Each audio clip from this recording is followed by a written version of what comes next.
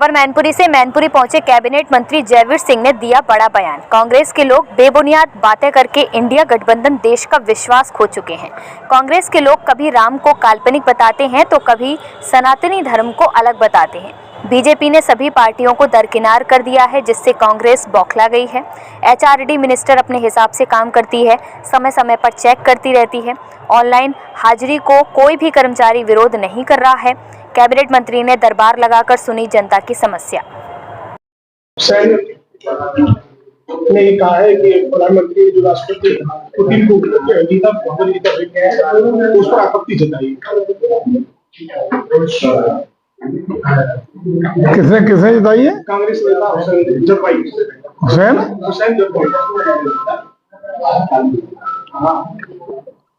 ये कांग्रेस के लोग, ये एनडी गठबंधन के लोग बेसिर पैर की बेबुनियाद तथ्यहीन औचित्यहीन बातें करके पूरे देश का विश्वास खो चुके हैं और इन्हीं के कर्मों से और रसातल पे पहुंचने वाले हैं। निश्चित रूप से यही तो कारण है कि कभी ये राम को काल्पनिक, भगवान श्री राम जी को काल्पनिक बनाते हैं, कभी सनातन संस्कृति पर हमला करते हैं, कभी उल जलूल बेसिर पैर के बयान देने का काम करते हैं। और यही सब कारण है कि जिन कारणों से पूरे देश की जनता ने इनको अलग थलग करने का काम, सत्ता से बेदखल करने का काम, और मैं समझता हूँ जब पार्लियामेंट के चुनाव हो या असेंबली के चुनाव हो या अन्य विभिन्न लोकतांत्रिक व्यवस्था से चुने जाने वाले चुनाव हो, उन सब में इनको पूरी तरह दरकिनार करने का काम कर दिया है। केंद्रीय मंत्री कुमारस्वामी ने भगवत गीता को पाठ्यक्रम में शामिल करने की आग्रह किया है। देखिए, ये विषय भारत सरकार के अंतर्गत एचआरडी मिनिस्ट्री के हैं। एचआरडी मिनिस्ट्री निश्चित रूप से समय समय पर विभिन्न कमेटियां बना करके उनके द्वारा उनकी संस्तुतियों को, उनकी जो रिपोर्ट आती है, कमेटियों का गठन होता है, उन कमेटियों के रिकमेंडेशंस के आधार पर तमाम निर्णय लेने का काम करते हैं। जैसे कि अभी शिक्षा के क्षेत्र में उल्लेखनीय कई सुधार और चेंजेज हुए हैं, वो सब इसी प्रक्रिया का हिस्सा थे। अब मैं समझता हूँ जब भी ऐसा समय आएगा तो निश्चित रूप से जो अपेक्षित और आवश्यक सुधार हैं वो होने ही चाहिए और होते रहने चाहिए। बीजेपी सांसद अरुण गोविल ने कहा है कि सऊदी अरब में मदरसों में सीसीटीवी लगेगा, तो भारत में क्यों नहीं?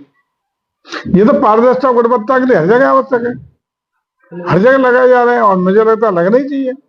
अब तो कॉलेज में हर जगह आवश्यक कर दिया गया है। तो मदरसा कोई भारत की संवैधानिक कानून से अलग विषय नहीं है। जो देश में रहता है उसको हिंदुस्तान के कानून का परिपालन करना ही चाहिए और करने का उसकी जिम्मेदारी है। लगातार इंडिगो फ्लाइट को लेकर के लोग काफी परेशान है, 1000 से ज्यादा फ्लाइट कैंसिल। उसमें भारत सरकार ने संज्ञान भी लिया है और कुछ समय उन्हें दिया गया है जिसमें जो जो अपेक्षित सुधार हैं वो करने ही पड़ेंगे। अगर नहीं करेंगे तो निश्चित रूप से सरकार उचित कदम उठाने का काम भी करेगी। बंगाल में आज बाबरी मस्जिद की नहीं कटी जा रही है, उन्होंने कहा कि अगर रोका गया तो अंजाम ठीक नहीं होगा। निजी तौर पे अगर कोई बना रहा है, वहां की सरकार बनवा रही है, सरकार नहीं बनवा रही बल्कि व्यक्तिगत रूप से कोई माननीय विधायक हैं, वो अपने खुद के खर्चे पे, वहां की सरकार तो चूंकि मालूम ही है आपको किस तरह की सरकार है। वहां की सरकार जो पूरी सनातन विरोधी सरकार है, उसने वहां शायद एक कोई सम्मानित उसी टीएमसी के विधायक हैं, उनको निजी खर्चे पे, निजी स्थान पर, निजी प्रॉपर्टी पर मस्जिद बनाने की अनुमति दी है या नहीं दी है, वो निर्णय स्टेट गवर्नमेंट का है। स्टेट गवर्नमेंट जैसा निर्णय लेना चाहेगी, लेकिन उससे मुझे लगता है कि इस तरह का जो काम है जो चिढ़ाने के लिए हो, वे चुनौती देने के लिए हो, जो कानून के विरुद्ध हो, उस पर खुद चिंता स्टेट गवर्नमेंट को करनी चाहिए। ऑनलाइन हाजिरी को लेकर प्रदर्शन कर रहे हैं, क्या दिक्कत हो रही है ऑनलाइन हाजिरी में? जो कर्मठ है, अपने दायित्व के प्रति ईमानदारी से काम करना चाहते हैं, उन्हें तो कोई दिक्कत होती नहीं, ना होनी चाहिए। अब ये सारे लोग जितने भी सरकारी कर्मचारी हैं, ऑनलाइन हाजिरी सचिवालय से लेकर हर जगह हो रही है, तो कहाँ किसको विरोध है? मुझे लगता है जो सरकार के नियम है, पारदर्शिता, गुणवत्ता और समयबद्धता के साथ साथ एक पारदर्शी व्यवस्था को स्थापित करने के उद्देश्य से किए जाते हैं, उसमें सभी लोगों को सहयोग करना चाहिए।